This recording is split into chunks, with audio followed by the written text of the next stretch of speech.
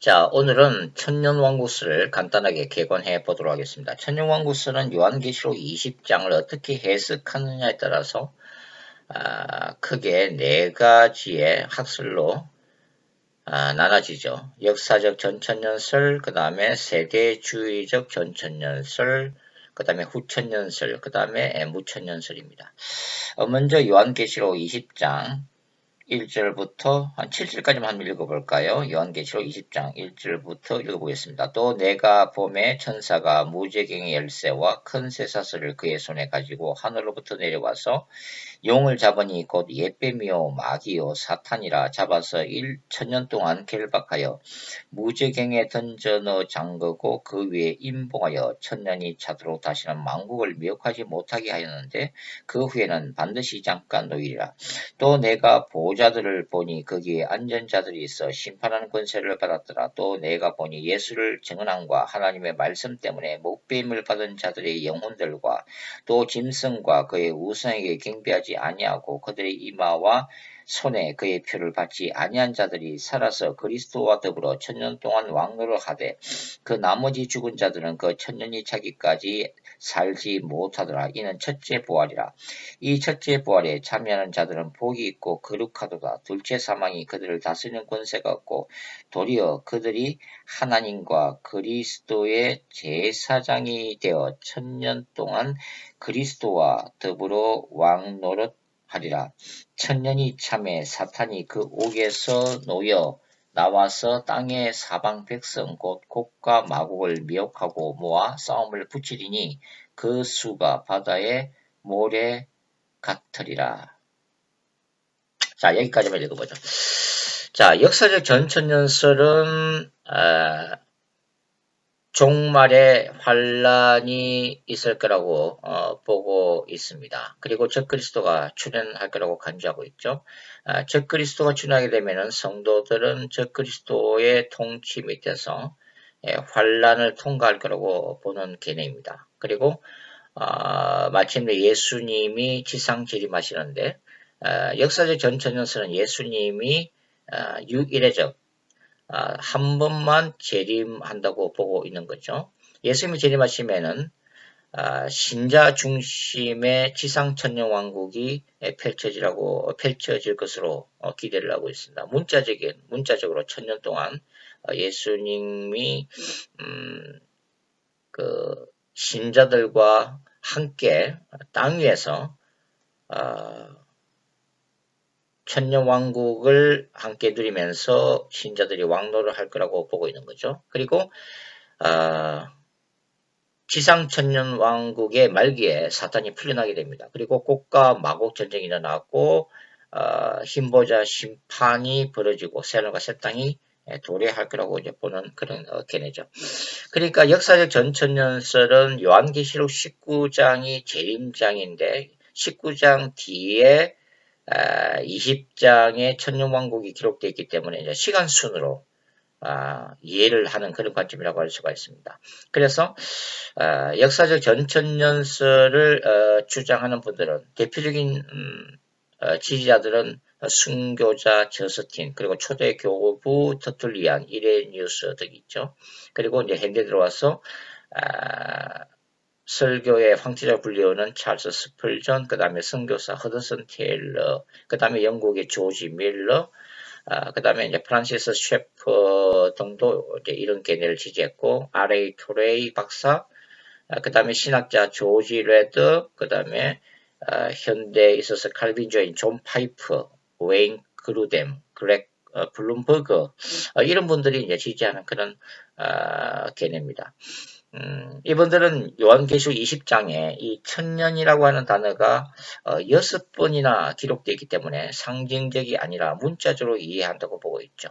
그리고 요한계시록 20장 4절부터 6절까지 해서 이 첫째 부활을 신자들이 예수님이 재림하셨을 때 육체적인 부활로 간주하고 그 다음에 천년왕국이 지상에서 있은 다음에 그 다음에 둘째 부활이 일어난다고 보고 있습니다. 이 둘째 부활은 바로 흰 보좌 심판 시 불신자들의 육체적인 부활이라고 해석을 하는 거죠. 특별히 조지 레드는 고린도전서 15장 23절과 24절에서 한번 찾아보겠습니다. 고린도전서 15장 23절 24절 한번 읽어보죠. 그러나 각각 자기 차례대로 되리니 먼저는 첫 열매인 그리스도요. 예수 그리스도의 이제 부활을 얘기하는 거죠. 십자가 사건 직후에. 그 다음에는 그가 강림하실 때 예수님의 재림시죠. 그리스도께 속한 자요. 신자들이 육체적인 부활을 하는 걸로 보고 있고 24절 그 후에는 마지막이니 그가 모든 통치와 모든 권세와 능력을 멸하시고 나라를 아버지 하나님께 바칠 때라. 자, 여기서 조지 레드는 23절과 24절 사이에 시간적인 간격이 있다고 해석하는 거죠. 그리고 바로 그 시간적 간격이 지상 천년 왕국으로 해석하고 있습니다. 그러나 사실은 이 구절은 바로 이어진다고 봐야죠. 예수님의 재림이랄 때에 신자들이 육적인 부활을 하고 그 다음에 24절 Then comes the end when he delivers the kingdom to God the Father after destroying every rule and every authority and power. 예수님이 재림할 때에 뭡니까? 모든 악의 권세를 멸하시는 거죠. 통치와 모든 권세와 능력을 멸하시는 사건이 동시에 일어나고 완전한 하나님의 나라의 완성이 하늘과 새 땅이 임하는 것으로 이제 해석을 해야 된다고 저는 보고 있습니다. 자, 그래서 역사적 전천년설은 지상 천년 왕국을 인정을 하고 있는데 이것은 이제 세대주의 종말론과 마찬가지로 구약의 예언서를 문자적으로 이스라엘에게 적용한다는 의미인데 이것을 과연 올바른 성경 해석인가에 대해서 이제 논란이 있는 거죠. 두 번째는 요한계시록 20장 이외에는 신약 성경에는 천년 왕국에 대한 언급이 없다고 하는 것입니다. 사도 바울도 직접적인 천년 왕국을 언급하고 있지 않죠. 베드로조차도 지상 천년 왕국을 인정하지 않고 있는데 과연 이 지상 천년 왕국을 문자적인 의미로 받아들여야 할 것인가 하는 논란이 있다고 하는 것입니다. 예를 들면 이제 베드로 같은 경우는 베드로 후서 3장에 뭘 언급하고 있어요? 처음 하늘과 처음 땅이 불의 심판을 받을 거라고 이제 언급을 하고 있는 거죠. 그러면서 베드로서 3장 11절 한번 읽어보겠습니다. 이 모든 것이 이렇게 풀어지니 너희가 어떤 사람이 되어야 마땅하냐. 거룩한 행실과 경건함으로 하나님의 날이 임하기를 바라보고 간절히 삼아라. 그날의 하늘이 불에 타서 풀어지고 물질이 뜨거운 불에 녹아지려니와 그 다음에 13절 베드로 뭐라고 얘기하고 있어요? 우리는 그의 약속대로 의가 있는 곳인 새하늘과 새 땅을 바라보는 것. 천년 왕국이 아니라 바로 새하늘과 새 땅, 예수님의 재림 직후에 새하늘과 새 땅이 이어질 것으로 이해를 하고 있다고 하는 것입니다. 그 다음에 세대주의적 전천연설을 한번 알아보도록 하겠습니다. 세대주의적 전천연설은 적그리스도가 출현하고 그 다음에 예수님이 두 번 재림한다고 믿고 있는 거죠. 그래서 예수님의 1차 공중 비밀리에 재림하는 것과 그 다음에 2차 지상 재림인데 1차적으로 공중으로 비밀리에 재림하실 때는 신자들이 휴거해서 예수님과 더불어서 문자적으로 7년 동안 공중에서 혼인잔치를 즐긴다고 보고 있습니다. 그 사이에 지상에서 어떤 일이 나요? 지상에서는 적그리스도의 박해하에서 7년 동안 유대인과 불신자들이 대환란을 통과한다고 보는 거죠. 이것은 하나님이 특별히 유대인들에게 대환란을 허락하심으로 인해서 그들이 이런 연단을 받음으로 인해서 예수 그리스도를 메시아로 영접하기 위한 하나님의 섭리라고 보는 거죠. 자, 7년 대환란이 끝난 다음에 예수님은 지상에 재림을 하시면서 그 다음에 땅 위에서는 유대인 중심의 예루살렘 중심의 지상 천년왕국이 문자적으로 펼쳐진다고 보고 있습니다. 그리고 마지막에 사탄이 풀려나고 국가 마국 전쟁이 일어나고 흰보자 심판 새하늘과 새 땅은 뭐 그대로 이제 동일하다고 이제 보는 거죠. 이런 세대주의적 전천년설을 지지하는 대표적인 분들이 바로 이제 달라스 신학교의 교수진들, 그 다음에 탈보 신학교, 무디 성경학교고, 그 다음에 존 왈부드가 대표적인 신학자입니다. 그리고 그레이스 커뮤니티 교회 담임 목사이면서 메가더 스터디 바이블의 주석을 집필하면서 메스터 세미나리 신학교 총장인 바로 잠 메가더 유명한 칼빈주의자이며 강해 설교자이며 반은사주의자인 존 메가더 목사님도 바로 이러한 견해를 지지를 하고 있죠. 자, 이런 세대주의적 전천년설은 19세기 존 넬슨 다비가 이 이론을 주장한 이후에 1948년 이스라엘 국가 재건으로 다시 확산되기 시작했습니다. 이 세대주의 전천년설의 핵심은 뭐죠? 예수 그리스도의 두 번의 재림과 그 다음에 신자들은 7년 대환란 전에 휴가한다고 하는 사상입니다. 그리고 이런 세대주의 전천년설 또 일부 지지자들은 성도들은 예수님의 지상 재림 후에 새하늘에 살게 되고 그 다음에 지상에서는 이 새 땅에서는 또 이 환란기를 통과한 성도들이 산다고 구분하기도 하죠. 그리고 구약의 예언서는 교회 시대가 아니라 혈통적 이스라엘에게 약속된 것이고 지상 천년 왕국 때에 성취될 거라고 이제 보고 있습니다. 그러니까 역사적 이스라엘과 교회는 철저히 이제 구분된다고 보는 견해고, 적 그리스도의 대환란은 유대인들이 회개해서 예수님을 믿게 되는 기간이라고 보고 있는 거죠. 그리고 환란 전 휴거설의 성경적인 근거로서 데살로니가 4장 16절과 17절에서 공중 휴거가 있다. 그 다음에 요한계시록 4장 1절에서 보면은 성도들이 사도 요한을 대표성으로 해서 휴거하고 있다. 그리고 데살로니가 1장 10절과 계시록 3장 10절에는 이 환란을 면제한다는 구절이다. 이렇게 이제 주장을 하고 있습니다. 자, 세대주의적 전천년설을 우리가 성경적으로 비판할 수밖에 없는데요. 성경은 예수 그리스도의 유일의적 재림 사건을 지지를 하고 있습니다. 그리고 마태복음 24장 21절과 22절, 계시록 13장, 그 다음에 계시록 17장에 13만 4천은 대환란을 통과하는 자들이라고 보고 있죠. 그래서 환란 통과설이 성경적으로 성경적인 것으로 우리가 봐야 된다고 하는 거죠. 구약의 예언서 해석에서 이것이 문자적이냐 상징이냐 형성 여전히 논쟁적입니다.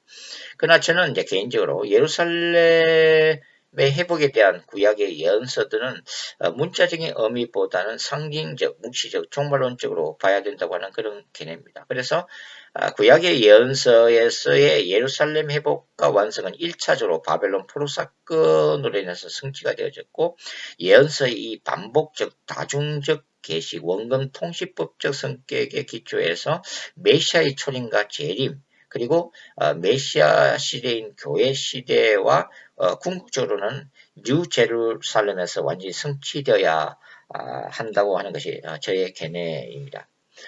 신약의 영적 이스라엘은 대체 신학이 아니라 유대인과 이방인이 하나 된 종말론적인 공동체를 말하고 있다고 하는 거죠. 결국은 신약의 교회 공동체는 구약의 이스라엘을 계승한 종말론적 공동체임을 사도 바울이 에베소서 등에서 주장하고 있다고 하는 것입니다. 그리고 이 천년왕국이 실제로 이 땅에서 일어났을 때도 너무나 신학적인 의문이 많다고 하는 거죠. 그러니까 지상 천년왕국 시대가 펼쳐지면 적어도 두 종류의 사람들이 공존하게 되는 거죠. 그러니까 부활체를 입은 신자들과 기존 육체를 가진 불신자들이 같이 공존하는 세계를 설정하고 있는데 과연 이것이 가능하냐 하는 거죠. 그 다음에 천년왕국 때 불신자가 만일 예수님을 영접하게 되면 언제 부활체를 입는가, 그리고 그것이 성경에 기록되어 있는가 하는 것도 문제고, 재림 후의 천년왕국 때는 이 지상 땅 위에서 성전이 세워지고, 성전이 다시 세워지고, 그 성전에서 피제사는 아니라 할지라도 감사제가 전해지고 절기를 다시 지킨다고 하는데 왜 굳이 이런 성전이 필요한가 하는 거죠. 왜냐하면 예수님은 참된 성전으로 이미 오셨고 모든 절기와 율법이 예수 그리스도 안에서 완성됐다고 바울 스승과 히브리서는 얘기를 하고 있는데 과연 이런 것들을 다시 재날 필요가 있는가 하는 거죠. 그리고 문자 그대로 민족과 족속들이 천년왕국에서도 존재를 해야 된다는 거죠. 만약 구약의 예언서들을 그대로 문자적으로 해석한다 하면 말입니다. 그리고 그들이 결국은 예루살렘에 와서 초막절을 지키고 그 다음에 제사를 바치고 하는 것이 바로 이제 이사야서나 스가랴서 등 구약의 예언서에 이제 기록되어 있잖아요. 이런 것들이 문자적으로 예루살렘 천년왕국 때에 이루어진다고 보기 때문에 과연 이것이 가능한 일인가 하는 거죠. 그 다음에 천년왕국 때는 영광의 예수님이 직접 통치함에도 불구하고 사탄이 우주에서 다시 풀려나오면은 곡과 마곡, 반역이 일어나는가 하는 등등의 여러가지 신학적인 의문점들이 많다고 하는 것이죠. 자, 그 다음에 이제 후천년설을 보도록 하겠습니다. 후천년설은 복음 전파로 인해서 지상천년왕국이 도래한다고 보고 있죠. 혹자는 문자적으로 해석하기도 하고 또는 뭐 상징적 기관으로 얕은 보기도 하는데 이 지상천년왕국 후에 세상이 점점 좋아지면서 짧은 기간의 배도와 환란가 있긴 하지만은 예수님이 지상에 재림을 하게 되고 그 다음에 흰부자 심판, 새 땅이 도래한다고 보고 있습니다. 이 후천년설은 대표적으로 지지하는 분들은 청교도 존 오웬이라든지 그 다음에 미국의 1차 대각성운동을 일으켰던 칼빈주의 신학자이면서 목회자였던 조나단 에드워즈가 지지한 이론이죠. 그리고 19세기 칼빈주의 신학자인 비비 워필드나 찰스 핫지 등이 지지하기도 했습니다. 이런 후천년설은 세상이 복음의 확산으로 점점 좋아지는 것이 아니라 점점 나빠진다고 보여지면서 이제 급격히 이 주장이 이제 사라지기 시작했죠. 특별히 이제 1차, 2차 세계 대전을 지나면서 인간의 악마성이 드러내고 또 세상이 타락하고 세상이 더욱더 악해지면서 현재 이 후천년설을 지지하는 분들은 거의 없다고 보시면 되겠습니다. 그 다음에 이제 마지막 무천년설이 되겠습니다. 자, 무천년설은 교회 시대가 영적인 지상천년왕국이라고 해석을 하고 있는 거죠. 예수님의 초림부터 재림까지 현 시대가 바로 신자들이 예수 그리스도 안에서 왕노릇하는 지상천년왕국이다, 이렇게 이제 보고 있습니다. 영적인 천년왕국인 거죠. 그리고 적그리스도가 이제 출현하고 배도를 하게 되고 그 다음에 예수님이 한번 지상으로 이제 재림하시게 되죠. 그리고 흰보자 심판이 일어나고 이제 새하늘과 새 땅이 임할 거라고 이제 보고 있습니다.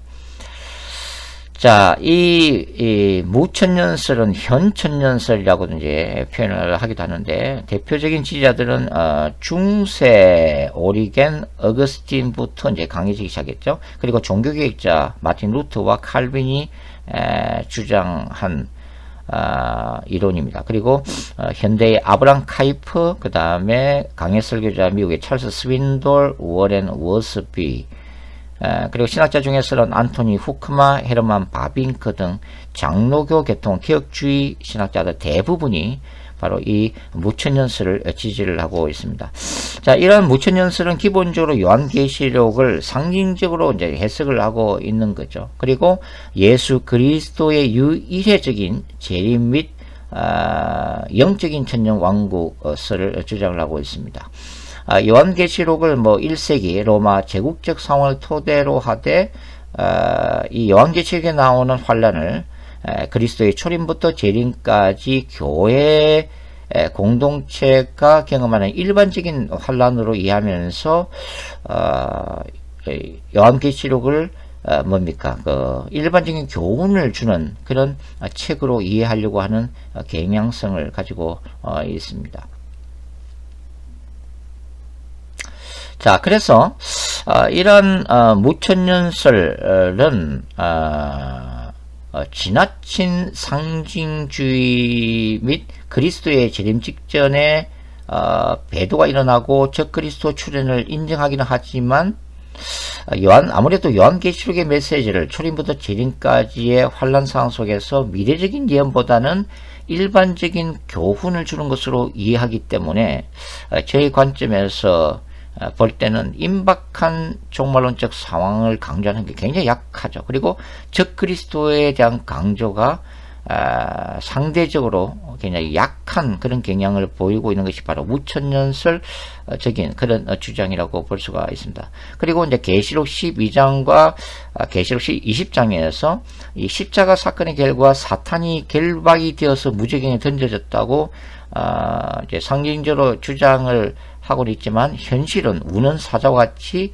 종말이 가까울수록 사탄의 활동이 더 심해진다는 측면에서 비판을 받고 있다고 하는 거죠. 자, 지금까지 네 가지 천년왕국 해석에 대해서 개관을 해드렸습니다.